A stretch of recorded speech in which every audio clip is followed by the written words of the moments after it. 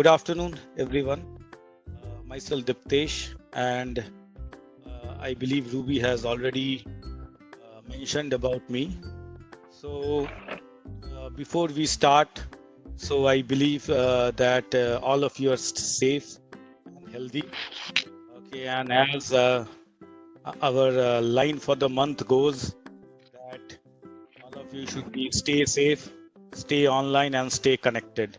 So that is very important. Okay, so with this, I would like to start today's session.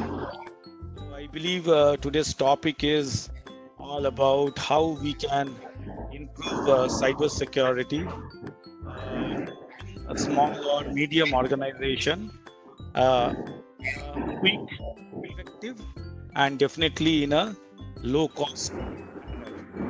So many of you I see in the participant list. Many of you has attended our last session. So our last session was focused mostly on threat intelligence and dark intelligence, which is a very deep and intensive training. Okay, so we thought today's session we will uh, make it much more easier and much more simpler, so that people can understand what are the critical things in cyber security and what as an organization we should take care on a day-to-day basis, which will help us to set up certain culture within the organization. So yeah, so can you move to the next slide?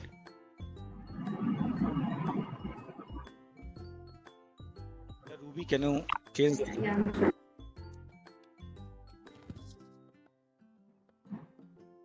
Okay. So with this, so before we start to seeing that what are the best practices we should do, we need to understand where is the challenge today. Why we are talking so much about cyber security on a regular basis. So if we see today, probably mostly you will see in the print media or electronic media that news are coming that more and more companies are getting breached on a daily basis. And it doesn't matter what size of business you are. Okay, if you don't have a proper and strong security posture, so definitely it is not a question of that whether you will be getting hacked. It is a question that when we will be getting hacked. So that is very important. So being breached again, I would like to say doesn't determine whether someone is having a good security program in place or not. But what it matters is how quick we respond, and that quick response can only happen when as an organization it is not about one team or a one department, but as a organization when all the employees have certain awareness Yeah, to hello. security and security program, then only we will be able to respond in a better way. Seminar join panniyach na attend Okay, panniyach. so I would request everyone to go on mute, or let me just put everyone on mute from my side. Okay, so that this session can go without any disturbance. Gmail ID the kaushik0390 at I request everyone to please put their phone on mute. okay. The session has started.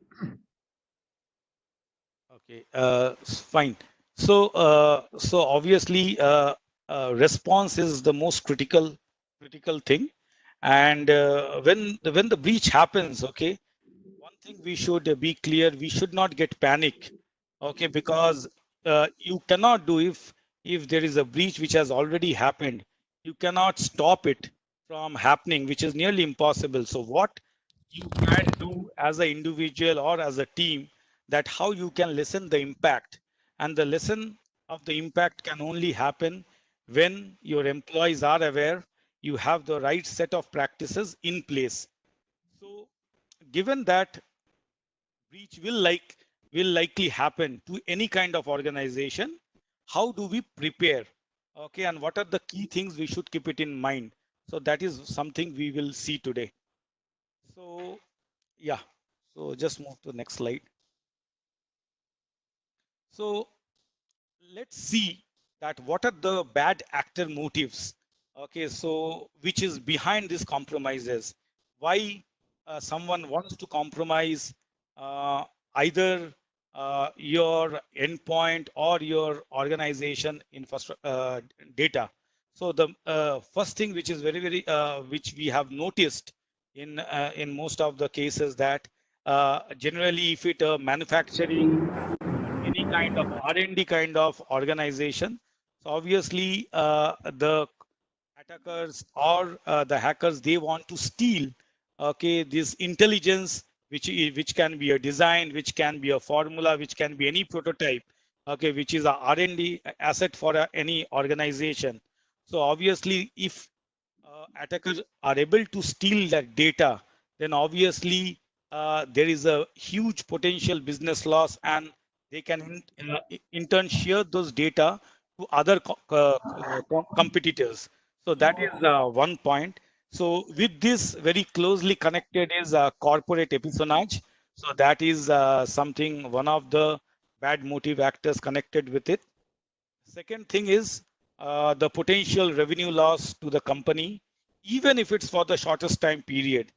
And with this, I would also like to add a point, which is with the revenue loss, I would also call it as a reputational loss for the organization.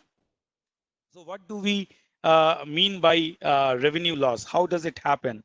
Now, when there is a compromise or there is an attack, obviously it will affect either some of your services will get impacted, and when your services or operations get impacted, obviously it indirectly or directly takes you to the revenue loss.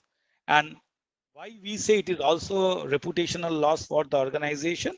Because what happened is today you have your ecosystem partners, your business partners, okay, who does businesses with you. Now, when this particular incident has been reported in the market, so obviously your business partner, okay, or your investors may not be it may affect your future business engagements, and that is where it is also a business loss and revenue loss for the organization. So which is something very critical, and it is not easily which something we can show it on pen and paper that okay, how much total loss uh, can happen uh, for an organization due to a potential compromise. That is second point. So the third part, obviously, you see a lot of legitimate software updates, similarly to the like you all have heard about PETA, which has happened very recently last year. Okay, which is also used by the economical to create a economical or a political unrest. Okay, between the hostile nation within the state actors. So that is on a larger level. Okay, and definitely financial gain such as ransomware, many of you are aware. Okay, so what is a financial gain? So when an attacker is taking your data, they are definitely encrypting the data, and in the process they're asking certain ransom or demanding certain ransom to unlock and share those information back to you. So that is something of financial interest from the attacker side, which again in turn again will be a potential loss for the organization. And finally, okay, many of you might be seeing that if you see the news properly, many people, many hackers, if you see the typical age group of these hackers are into the school and college going people, and they are the one who do it just for fun. They don't have any interest in terms of stealing the information and doing a business out of it, but they just do it because they like it. So that is one more important, where uh, they try to gain access to your valuable information and just create an incident. So and they just have a fun out of it. So there are all kind of possibilities okay are there, which actually the reason of getting compromised. So that is, so these are the points which is very important. So yeah, Ruby. So with this, what we need to understand that why cyber security is so important today, because importance of cyber security, I feel, is very, very immense. Okay, in the age of this digitization, and when we talk about digitization, we all know today, because with the invent of internet now has reached to every nook and corner of the country. So it, what it does, it allows the user to work from anywhere, okay, and from any devices. So unlike earlier days, if you see, people earlier were only having a handset, which is again not a smartphone. But now, last 5 to 8 years, if you see, most of us have a access on multiple end user device. So either it can be an Android based smartphone or a iOS based or a tab. So people has lot of new devices with them, and they can work from anywhere. So that is one. Second thing is definitely awareness part of it. There are a lot of risk which is caused by the poor security knowledge. While we all know, but when it comes to practicing it, okay, or when it comes to day, what are the things happening in the cyber security?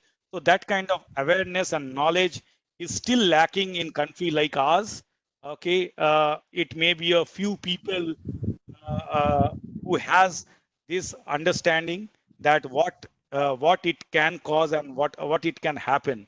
So some of the things very critical in terms of corporate is like identity theft. Okay, the legal ramifications of your organization, and it would be very awkward to know that many of the employees are also not aware about their policies of their organization. What are their security policies? What are their access policies? Okay, are not completely aware. I really don't know how many of us in an organization we go through those policies. Okay, either it can be a mid-level or a large enterprise. I find many few people who actually goes through as a part of their ongoing process. They, because this policies changed from time to time, and I am pretty much sure that we don't go through those policies on a regular basis, and that is where the awareness program comes as a very important aspect. And finally, if you see the way the vectors, vulnerability vectors has changed over a period, because of the digitization and so much of access of internet, most of today's, if you see the attack, I would say 80 to 90% attack happens through web browser or IM clients, instant messaging clients, accessing through different web applications, and a proper excessive user rights. So these are the four, if you ask me, the top vectors where the most vulnerability lies, and the most compromises starts from there. Definitely, when we are into the age of digitization, and with all this becomes more critical, cyber security becomes more critical than ever. So if you ask me today, cyber security practice should be top of the mind like never before. Yeah, Ruby. So now, quickly, let's see what is all about cybersecurity. We talk about cybersecurity a lot, but when it comes to what are the critical things in cybersecurity? So first, if you see the initially the term, I am a term which started with, you might all be aware by we used to talk at earlier days about computer security, and then over a period of time, from the computer security, we came up with a term called information security, or in a shorter way of InfoSec. So, why information security? Because with the invent of so much of data and networks, our network started expanding, and with the expansion, obviously, the data also started becoming more and more data. So, obviously, we moved into data centric security. And then finally, last 5 to 6 years, if you see, we are hearing more and more in terms of cyber security, because with the data, with the network, now it has moved into web, because we all are today uh, 24 by 7, we are browsing something, you're accessing different application. So obviously that is where the cyber security starts, because it starts from the web. So when we talk about cyber security, there are three critical things which I would call it as a CIA in a short form: confidentiality, integrity, and availability. So I would come into the subsequent explanation about this. So these are the I feel the three building blocks of any security parameter, and to support it with the areas like the trustworthiness, the quality, and the privacy policy any organization adopt to support these three. And finally, the dependability in terms of the reliability and the fault tolerance. So if we take care of all these three things together, so then obviously as a whole, we can think about how to develop the cybersecurity practices within the organization. Next slide, please. Hello. So with this, let's see that how we can improve. So which is our major topic now that we understood that what is the importance of cyber security and why it is so important. Now, what are the things we can do to improve cyber security within our organization? Now, let me also tell you that when we talk about this cyber security today, it is not only about the organization, but at the same time, most of you are today are accessing a lot of endpoints at your end, right? At a personal level, you are using your tablets, you're using your Android devices. So some of the points is also very important at an individual level, when you can take these measures at an individual level to safeguard your access and your personal data from getting compromised. And at the same time, we will also see how with the user and the organization together collaboratively can have a cyber security strategy in place. And trust me, some of these points you are already aware of, but when it comes to practice it, we generally don't do it.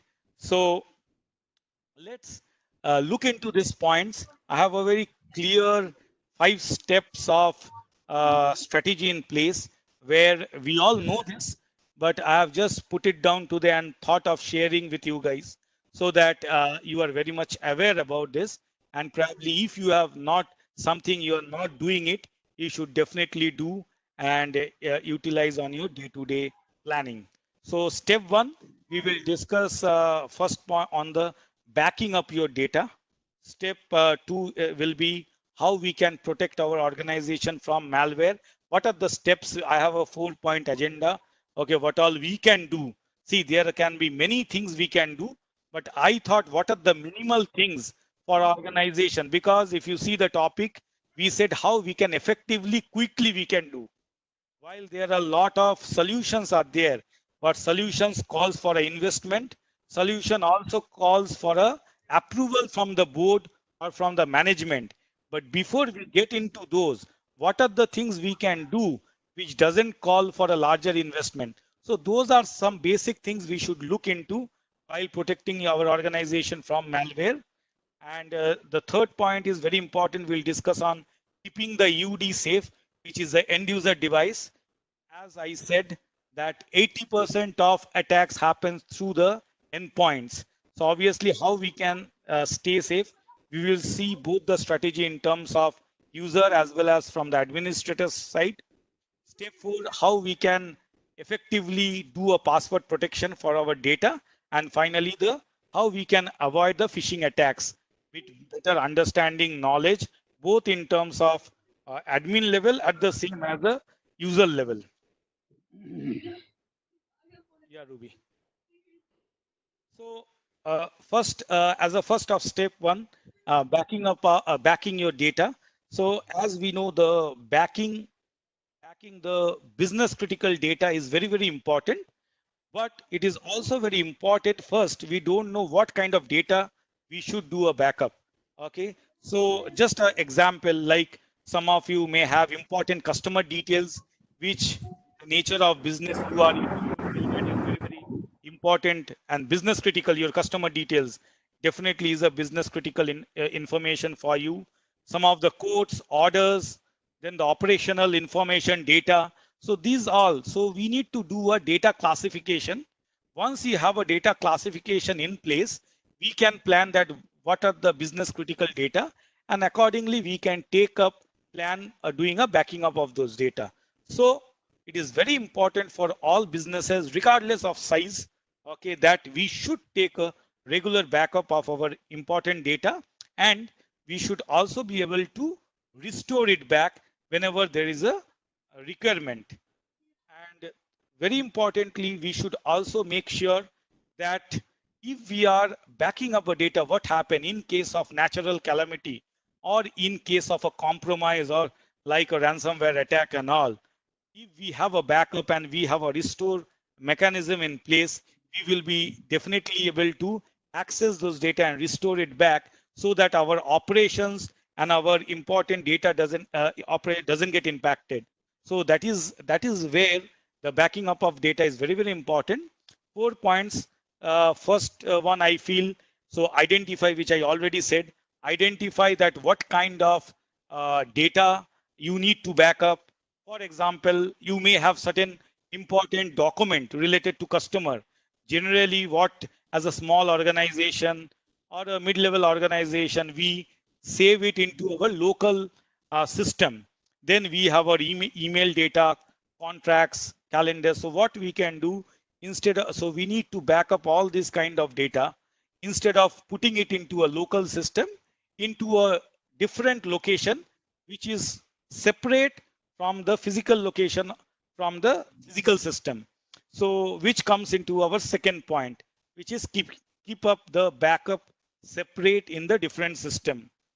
So what we should ideally do is we should have it in the separate physical location where the system, the backup infrastructure should not be connected in the same network, because if it is connected in the same network and your network get compromised, then obviously the attacker will also will have access to your backup data. So you may lost your complete data. So that is very, very important. Second point, we should make sure that only the approved employees should have access to those backup data. So giving access to the backup data should be minimal. Minimal. And finally, when we want to move it from the physical location, if you ask my suggestion, we can also consider the third point, which is the cloud option. Okay, so today, if we probably most of us we use cloud in some way or other. If you see in your personal in terms of your when you have your personal email in terms of Gmail or any other mail, you save lot of your information into drives, your documents, your folders, your PPT into drives. So same thing we also see lot of organizations are utilizing this as their business systems, and they save this critical data into cloud, into a third-party cloud. So that is something we can definitely look for. And I believe that using the cloud storage separate from your physical location. So the other point which you can reach in the CIA point is the third point, which is the availability. So one thing, so whenever you require a data, the uptime will be much more better, and at the same time the availability of data will be there for your organization. So this is also, I feel, a very important point. And finally, make the backing up part of our day-to-day everyday business. So I have seen many organizations, while they don't do the data categorization properly, so and they certain data they do take a manual backup. Now trust me, manual backup is very difficult, okay, and we don't encourage it at all. So what we should do is we should move towards the automated backup. So what happen is, if we move into automated backup, so when your latest file, so for example, you have a new file system and you have saved and updated that file, and that file automatically moves into your centralized storage. So tomorrow, if you want to access as well, you get the updated version of the file. So that also becomes easier for the employees to access the current and updated data. So that is also very, very important. And today, if you want to keep it in a cost-effective model, you will see many off-the-shelf backup solutions are available in market, which are easy to set up, and they also provide a business-critical protection. So while choosing a solution, two things you need to keep it in mind when you design or you purchase a solution for a backup. That is how much data you need to do a backup. So that is so your data size is very, very important. And then the second point is when you want to retrieve this data, how quickly you want to access this data. So the access of data, the lead time to access the data, and what is the size we are talking about. If we are very much, we plan these two things, then we can definitely go to the, because otherwise you won't be able to plan and your costing will go high. So these are the 2 points which is very, very important. So backing up the data on a regular basis in an automated way, separate from the physical location, and planning and designing it properly is very, very critical when it comes to when it comes to the security. What are the best practices we can do? Yeah, next slide.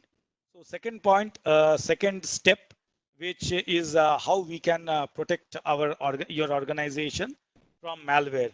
So I believe that most of us we know that what is a malware. Okay, so just for I see there are many students also there. So just for them, so malware is nothing but a malicious software, okay, or a web content, okay, that can harm your organization. So a very example which you might all know and can easily refer WannaCry outbreak, okay, so which happened couple of years before. What happens there is it happened with the Microsoft XP. So Microsoft XP generally it is no more. It is out. It is out of service. Okay, so they don't have any further updates. So what happened? There were certain security gaps which was there. So attackers and hackers utilize those, and they have gained access to the organization, okay, where they are using Microsoft XP. Now, interestingly, Microsoft, before the attack has happened, Microsoft has come up with a security and update for that. But what happened, unfortunately, most of us, many of us don't have a habit of doing a regular updates, and that is the reason it has happened. So, so small things when it comes to security, nothing is small. A small thing can also help us to minimize our risk of getting compromised. So that is what about malware. So what are the 4 things we can do when it comes to protecting our organization? First thing, which mostly I believe 99% which we all do, but just as a point I have kept that we should install the antivirus software with turning on all the important and right features. So while what I have seen, many of us, we just install the software and we go by the default installation procedure. Okay, but what we should do is what is required for your organization, what are the kinds of features you want to enable. That is very, very important, because if you do properly, if you enable those features, then only your antivirus will work. Because today, if you see, lot of vendors sell you with, they say antivirus and they say we are giving you threat intelligence, we are giving you so many features, and we get really happy. And when we go and speak to customers, okay, mid enterprise customers, they say I already have an antivirus, and now they are also provide me threat intelligence, so I am already protected. So why you want to give me a larger threat intelligence solution which may cost differently? So it is very important to understand what kind of features we are talking about, and what are those, and how, and what it will help, where it will help us, whether it will help us only at the end user point, or it will help us at the infrastructure level, or it will also help us at a larger data protection level. So these are some of the things we should keep it in mind. So obviously, with the right installation, with the right features is very important. Second point, okay, which I feel is very important, uh, because lot of today, if you see the organization, a lot of it is the app driven world right now, and most of the organization, you talk about any startup today, they have different application, and most of their employees are using those application from their personal devices today. Just to tell you, to reduce the capex cost, okay, many organization has gone into the BYOD. So it is no more a myth that only a bigger enterprise goes into a BYOD policy. They only have a BYOD process or a policy. No, it is not true. A lot of startup, mid-level organization are also encouraging, and you come with your own device, log into the network, you have a certain access level policy provided you have, and then you will have your corporate apps, which are approved apps. You should use it, and you can carry out your day-to-day activity, either, and mostly those who are into sales, okay, business development, okay, on this kind of jobs, they are the first one who are part of this kind of category. They come into this kind of category. So very, very important when we give access. First thing, at the user level, we need to very importantly, we should know that we should only download the authorized app which are known from a known vendor, because when like Google, okay, or Apple, so because when you download the apps from there, obviously they have certain level of security tested from their side. So definitely they will take care of it. Secondly, in terms of organization level, organization should only allow the approved apps to be installed into the endpoints, whatever may be the endpoints. So they should only allow the approved apps, and people should not use any third-party apps. So they should not get any access in terms of downloading any kind of third-party apps which is not approved or neither tested. So once these three things we keep in mind, then obviously because there is a less, we are at less risk. So that is one point. Third point is, we should do a proper patch management. So we all know about this. So patch management is very, very critical. Now when I'm talking about patch management, starting from your end user device, you might be doing for your laptop and desktop, but are we doing for our other endpoints? Are we doing for our tabs? Are we doing for our Android mobiles? If it's no, then we should definitely do it, because those are the devices. Again, we go back and use it, and this is as a part of the company policy, that once, as a part of the mobile device access policy, that once the device is into organization, all the proper updates, security updates and patch updates should be carried out properly. So that is very, very important. And finally, the control access to the external drives. So this is something which we all need to be very careful, because see, many of us comes with a USB drive or with external drive, and just connect into our systems and try to transfer the files. But what happen is, we don't know that what are the other kind of documents, or what the USB drive have. The USB drive is already compromised, we don't know. So whatever the virus and all, if it's there and you connect, so there is a high chance of those malwares or infected stick will in turn infect your entire organization. So as a part of administrative side, what all we should do? Definitely one thing we should do is, we should block the access to the physical ports for most of the user. So what we should do, we should allow only to the users, okay, those who has the appropriate rights and those who require it. Second thing, all these should be scanned and a proper antivirus should be there. Okay, and third point, which I said, only the allowed and approved drive should be used.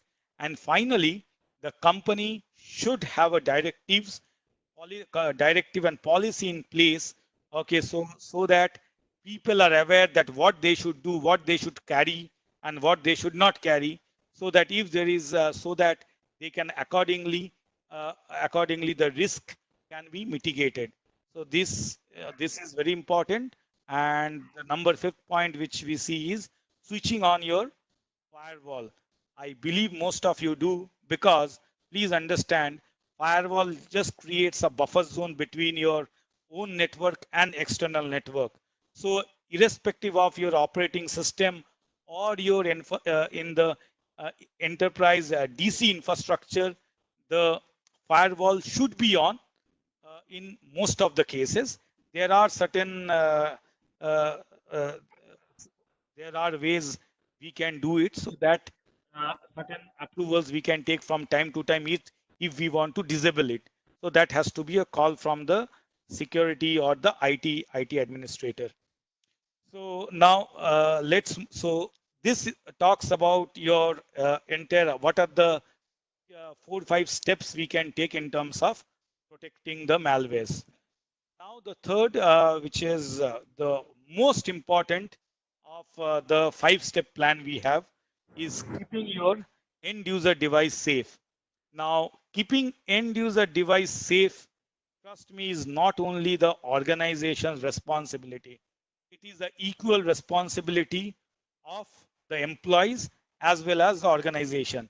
So employees should take care whatever the endpoint they are using as a part of their corporate day-to-day activity. They should take care of certain things. At the same time, administrators should follow the UD framework which is available. So they should follow this framework while considering in terms of in deploying a certain solution. So what we need to do? So you can see with the digitization, as I was telling you, mobility has now become essential part. So with more of the data being stored on the nature of the endpoints we use. So and I feel compared to your laptops or computers, okay, these devices which you also carry from home, so obviously they require a much more protection than what your desktops require. So obviously, okay, 4 points. The first point which you are aware very much, but just as an end user level, you should switch on the password protection. So and most of the endpoint device now comes up either with the pin, okay, or and you should have a strong password, okay, and at the same time, you should also many of the devices, Android devices, also comes with the fingerprint option. In fact, the corporate endpoints can also, you can install the fingerprint into all of your endpoint devices. So we should either of the 2 or 3, we should try to do it.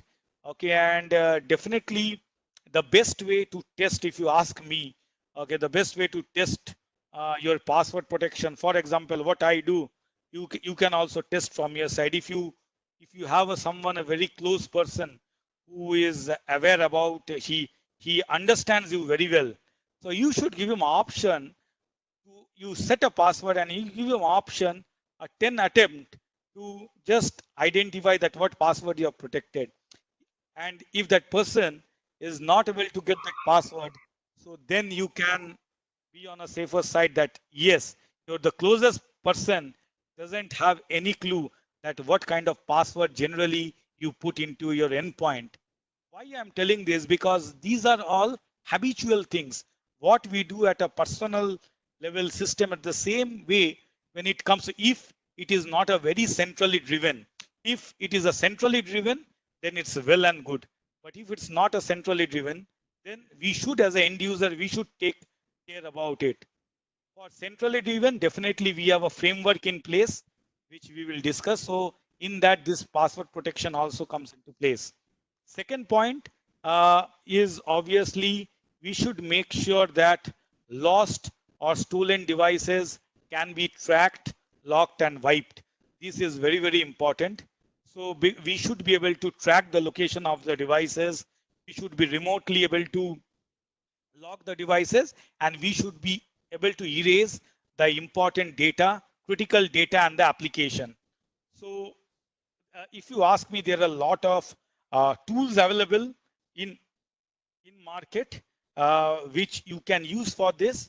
At the same time, at an organization level, we can also look for a mobile device MDM policy in place where we can invest on a low cost mobile device management software where the end user device, once they come into the organization, the policy get enforced into all the endpoints, and the endpoints all the applications which is used by the employee through that particular device can be tracked, all the application can be controlled, and at the same time the data can be monitored, and we can have a complete admin can have a complete access. So that we can do. The third point is keeping your devices and application up to date. So very, very important.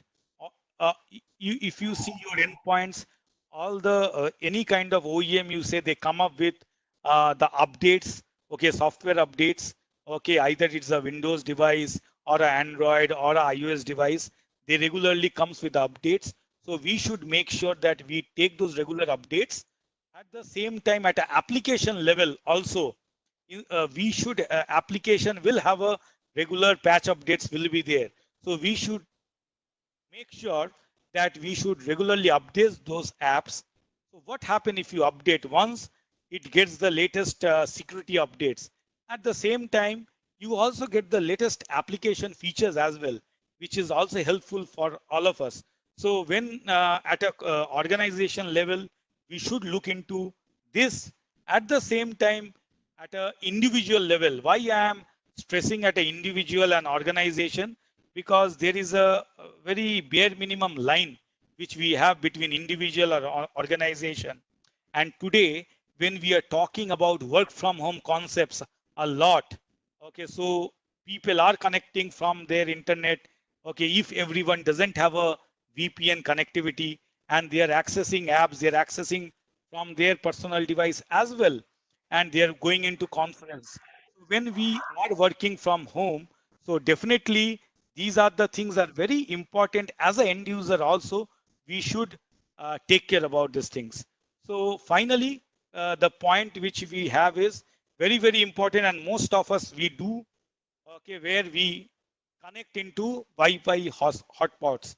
So my suggestion would be we should not connect to any unknown Wi-Fi hotspots, because what happened here is when you connect into these hotspots, you don't know that who is connecting and from where, which is the and who is accessing your information. And for example, I connect to any public Wi-Fi hotspot and I open my Facebook, for example, okay, and attacker can get your Facebook password. From your Facebook password, there are a lot of I can get lot of your information. Today, for example, if you just go but I believe now they have corrected, but till 6 months before, if you go to the incometax.gov.in website and just you want to know what is your PAN number, or if I want to know anyone's PAN number, what it asks your mother's maiden name, and it asks your date of birth. So any date of birth which is available most of us in Facebook, and we have our parents' name also, where we add our relatives and friends. So with this, very easily we can get some information which is very, very important financial document information for you. Similarly, you might be doing some transactions. So that is where it is very, very important that we should only connect to hotspot where we are authorized to. Okay, better I would suggest we should use our 3G, 4G connection, or at a corporate level, if you have a VPN policy in place, So you should be able to connect through that. But suggestion is better not to just, because we all have a habit just to connect, getting a free Wi-Fi hotspot, why not connect it? So try to avoid it. That would be my suggestion. And now coming to the admin on in terms of administrators. So as I was telling you, there is a 12 agenda framework is there where they should consider during designing or framing a policy. So we will just see into the next slide. Yeah, Ruby.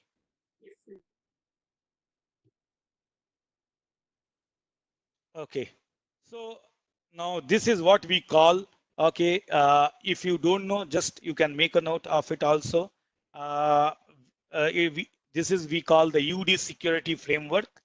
So in this framework, there are 12 points is there. So while deploying or creating a policy, we should take care of these 12 points. So the first one is the data in transit protection. So the data which is in transit from the end user device to any service. For example, from the device, you are accessing certain services. Okay, so what should happen? So that should be protected. So it can be either form of IPsec VPN, or it can be a TLS connections also, which is also very secure. So data in transit has to be protected, and a formal assurance has to be there in terms of the foundation grade, so that we know that it is strongly, which is recommended from the organization side, and it is managed properly. The second point is the data at rest protection. So now what happens is data which is stored on the device should also be satisfactorily should be encrypted. So what happen is today I have my smartphone, and there are certain companies data which is there available. So now while it is on an off state or a rest state, that data also should be encrypted so that there is no chance of getting compromised. So data in transit and data at rest, these two things should be protected. Third is the authentication. So when we talk about authentication, there are 3 steps of authentication. One is user to device authentication. That means the user is only granted access to the device after successfully authenticating to the device. If you are successfully able to authenticate, then only you will be getting the access permission. Second, this is user to device. Second point is user to service. Now that user is authenticated, user is only to be able to access the enterprise services provided he has successfully authenticated the services also via that particular device. So once the user is also authenticated, the device through which the user is accessing that service, that also has to be authenticated. And third is the device to service. So only devices which can authenticate to the enterprise can be granted access. So this each stage of authentication process should be designed so that now if we do one and we leave other, then the chain breaks. Okay, so we should have this free process in place to have a complete robust framework, so that if one fails, at least other can do the best to support. And the fourth point is security boot. So we should do it. Any unauthorized entity should not be able to modify the boot process, provide, okay, and any attempt also it will be detected if we are carrying out a secure boot. So that should be taken care. Next. Yeah. Ruby. Yeah. So next point is the platform integrity and application sandboxing. So many of you, I believe you know what is sandboxing. Sandboxing is nothing but a solution to which your important application or traffic can be passed, and it detects the malware through the .exe file or any kind of files. It can detect, and it will look for the necessary malware or any kind of other viruses. So we can have a platform level of application level sandboxing in place. So what it does, the device still can continue to operate securely. And if there is any potential compromise in terms of application level or as a platform level, we will still be able to restrict, okay, the capability of the application, because that is what application sandboxing will do. Okay, so with this, which is very important at organization level, is application whitelisting. So only the application uh, which which are approved, okay, those applications should be executed on the device. So the enterprise can define that what are the applications which will be executed on the device. Only those applications can be accessed. So that is very important. The next point is the malicious code detection and prevention. So which is a very fundamental, where the device can detect, isolate, and defeat the malicious code. So there are a lot of solutions available which we can do for. Finally, the security policy enforcement. So security policy enforcement is so first of all, the company should have, I have stressed this point couple of times, that company should have a robust critical policy in place, both in terms of, so as I was telling, organization now, if not, it is never a late, should have a BYOD policy in place, and also have a security level of access policy in place. So with this, okay, what it should have, so once we, and it should be across the organization, this policy should be implemented, and no one, starting from your senior management, no one can override, okay, these policies. If someone wants to override, that requires a separate level of approval, okay, why they want to do, and necessary justification has to be given. So please be very clear on that. And the next is the external interface protection. So what we should also do is, okay, we should make sure that we constrain some of the ports which are physical and logical, so that the services exposed to the untrusted network on the devices, okay, cannot be accessed. So that is something which we can do, so that we can protect it from the malicious attack. So finally, the device update. I'm not touching this point. I've already said in my earlier slide. And last 2 points, which is very important at the organization level, we should have a proper event collection mechanism, where all the device which reports a security critical events, we should be able to monitor it and then do a regular auditing. Okay, so once we do a regular auditing, then there will be no tampering, and we should know what kind of risk we are carrying, and we can take a proper risk mitigation mechanism in place, we can deploy in advance. So that is where this, and the last point, which is the incident response. Finally, with all this, so all the 10 points, if you see, are more to do with the device specific, user specific policies in place. And finally, the last 2 points is at an organization level, where they should have a proper incident response mechanism in place, where you can monitor, okay, and whatever the incident has been reported, that should be worked on, and immediate action can be taken. And that goes with our first slide, where I say it doesn't matter how quickly we respond. That is something very, very critical. So the last 2 points help us to respond quickly, okay, with the entire organization aware about how to tackle the entire security as a whole. Yeah, next slide, please. So the fourth one is the password, okay, password protection. So while we have discussed, but now we will also discuss about some other points, okay, which may be useful, okay, very, very useful when it comes to your password. So first thing is, we definitely, as I said, that endpoint contains a lot of business critical information, and obviously it's very essential that this data is available to you, rather than it goes to any unauthorized users. So when we implement the password, we need to make sure these 5 things. One, obviously make sure you switch on the password protection, which I already discussed, okay, that which is very important. So what additionally you can do, as I was telling you, at an organization level, we can have lot of password protection softwares are there. So and it's not very expensive. So there are also like BitLocker for Windows, TPM Trusted Platform modules are there.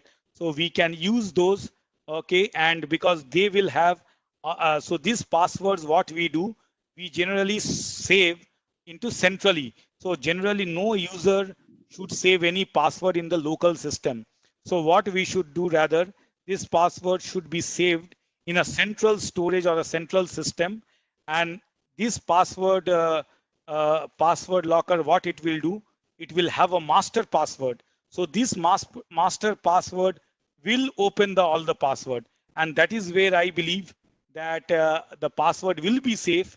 And at the same time, if the local system is compromised, still at an organization level or the user other application, passwords will not get compromised immediately, as it is stored and encrypted into a central platform. So that is first point. Second point is we should use a two-factor authentication for important accounts. So I believe most of you know about two-factor authentication. It is very simple.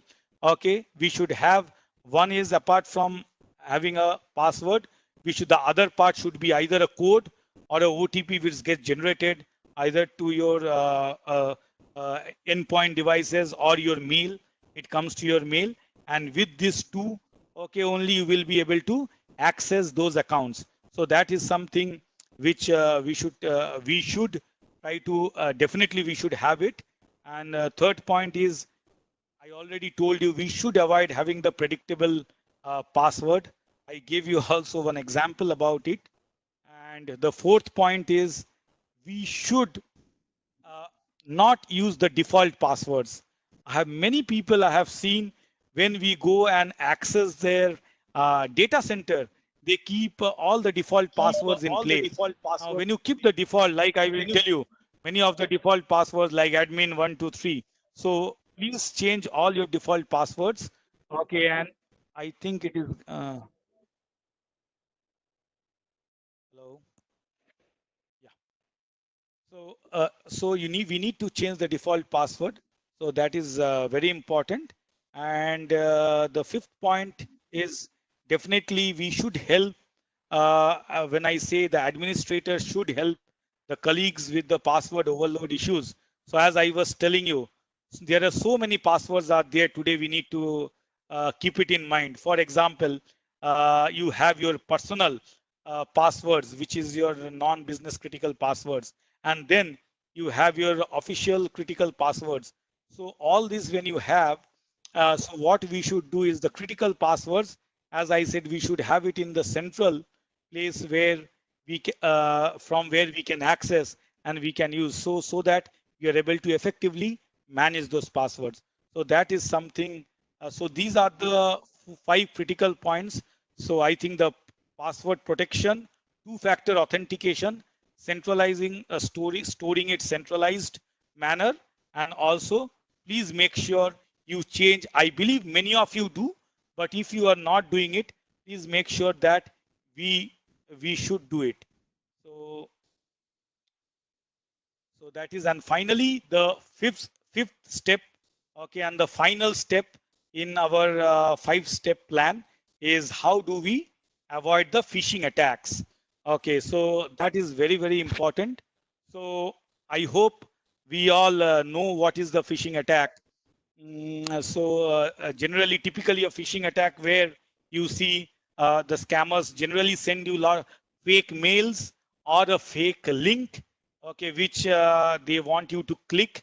Sometimes they send you a link with inappropriate website contents, and some of us may be eager to click that link. Okay. Sometimes they send us banking mails and they ask to send the details. And once we click those banking, we don't even look into whether it is a legitimate link or not. And we just click it, and that ends up, okay, ends up into compromising the system, and they get access through the web browser to the system. And if that system is into the corporate network, they get a larger access to your entire local area network. So that is where, so other tricks like they might try to trick you with sending money, steal your details and accessing your organization information. There are cases I have seen, you today, if you see, you get a lot of phishing mails, and it is very difficult to spot those phishing mails because there are very few employees or few people are there who check each and every mail, and then only we click and open. It is not the case. So how big or small it is, okay, there are some things still we can do from our side just to be have a best case scenario. So one, okay, we should configure all our accounts, okay, to reduce the impact, okay, of the successful attacks. We should have create a employee awareness. So when it comes to employee awareness, okay, so we were talking about the first point. So what we should do as a first point, when you configure account, just try to give a less privilege access to the employees. You should only give the minimum. You should give a minimum access permission to the employees so that they should be able to carry out their necessary activities. Because the more you give, and there is a more chance of getting compromised. So only the administrator can control what are the privileges they want to give. And at the same time, if you have a two-factor authentication from your emails as well, so that will help us to have an additional protection from this kind of attacks. Second, which I was telling you about, the employee awareness. So this is very, very important. And I feel our today's session is also to create awareness between you guys. As I said, many of you may know these points, but many of you may not practicing all these points. So if you are missing any of these points, we should practice these points. So employee awareness is very, very important. So why? Because so employees should know what all they should click and what all they should not click. So for example, I will give you a quick one or two example. For example, many phishing scams generally comes from the overseas. And if you see the overseas, they send you with either a grammar or a punctuation will be a kind of different in the mails.